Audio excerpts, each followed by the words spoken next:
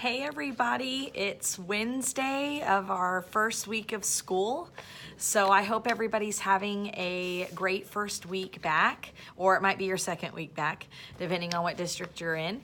And today I wanted to talk to you about sentence imitation. So there's lots of ways to do this. There's not really a set way to do this. So I know there's some, varied ways. But through time, I've kind of come up with what I call Greco flow of how I've kind of broken up the sentence through the entire week. So obviously, this would be looking at your TEK or your standard and deciding as a team, what do we need to focus on? And then that would actually be the skill you're focused on for the week. So your sentence, of course, would contain that. And then kind of how you do it through the week obviously varies. So this is just a suggestion of how I have used this in my classroom. So first thing is pick your sentence and make sure it addresses a skill that you want to teach. And I do it from a read aloud that I'm reading in the class. I haven't started a chapter book yet, so this is actually coming from a mentor text that we're going to use in our reading instruction. So my sentence for the week is the sky was darker now. And I guess this is probably showing up backwards on your screen. Okay, so the sky was darker now. And the very first day, I have this written in my journal, and I do ask the students to copy it into their journal. And then the first thing I ask them, so we're going to assume it's already copied. And the first thing I ask is, as a reader, what do you notice? So like for this sentence, the sky was darker now. A student might say, there must be a storm coming, right? Or maybe it's getting, it's nighttime. It's changing from day to night. And so we just kind of talk about that. So that kind of brings in some of that reading connection. And of course, if it's from a chapter book that you're reading and it has a character name in it or something, they're already making predictions about, oh no, this is going to happen to him. And so I always like to ask that piece. And then I ask, as a writer, what do you notice? And this is whatever they say, I write down. So, of course, I'm making this up because this is my sentence for next week, so I don't know what they're going to say yet. And so let's say they say capital letter. I write that down. They say period. I write that down. They say subject predicate, right? They say noun, right? And this is our just review skill for next week. We start with nouns, verbs, adjectives, just to kind of get going on the structure of this. And so let's say they already say noun. And that's it. That's it. That's all we do. So day one. So that takes not very long. Okay. Then Tuesday rolls around. The sentence is still copied in their journal, so they just open up to that page. And then we take the list that they also wrote in their journal. And then I say, okay, guys, y'all told me there was a capital letter, right? And then I make my little, editing mark under there that I've got a capital letter. And then you said, okay, guys, there was a period. And you don't have to color code this. I like to do that because that transfers over when they're revising and editing their own work. And so I like to do that. And then, guys, y'all said noun. What word was a noun? Sky. Okay, great. So we label that. Y'all said subject predicate. What's the subject of this sentence? And I box that in, and then we underline the predicate, and so we do the labeling on that day.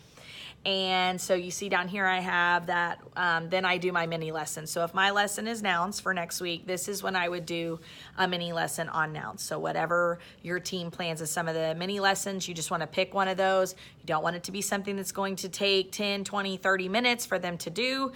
Even it can be as simple as, okay, guys, how many nouns can we list? Or make your little column chart and kind of categorize those.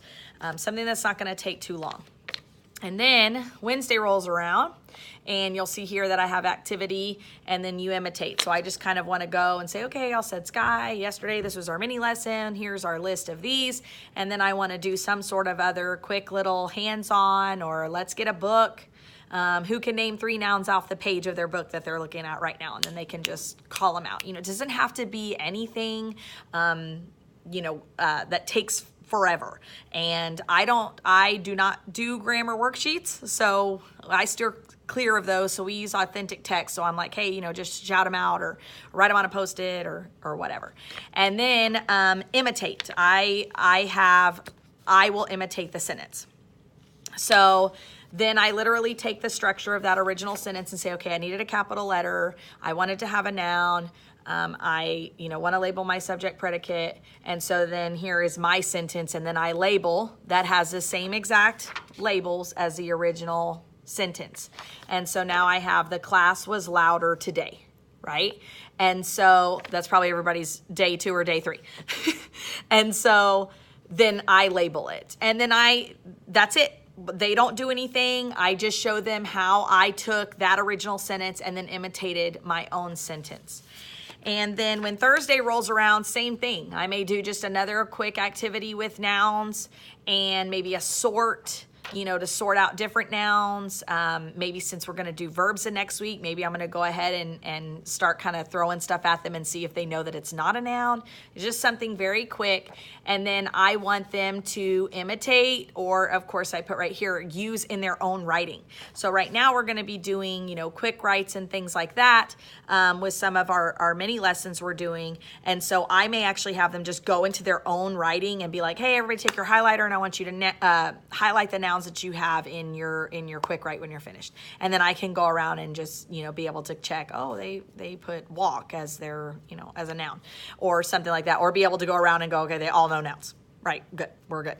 And then when Friday rolls around, you can do a little sentence imitation quiz where you maybe have just 3 sentences or something that you pull out of your mentor text, and you want them to just go ahead and label the capital letter, whatever it was that they identified, and then just say like, okay, I want you to be able to label those 3-4 things within these few sentences. Or you could just have them write their own and then say that, or you could take it straight from their writing and say, highlight your nouns so I know that you know your nouns.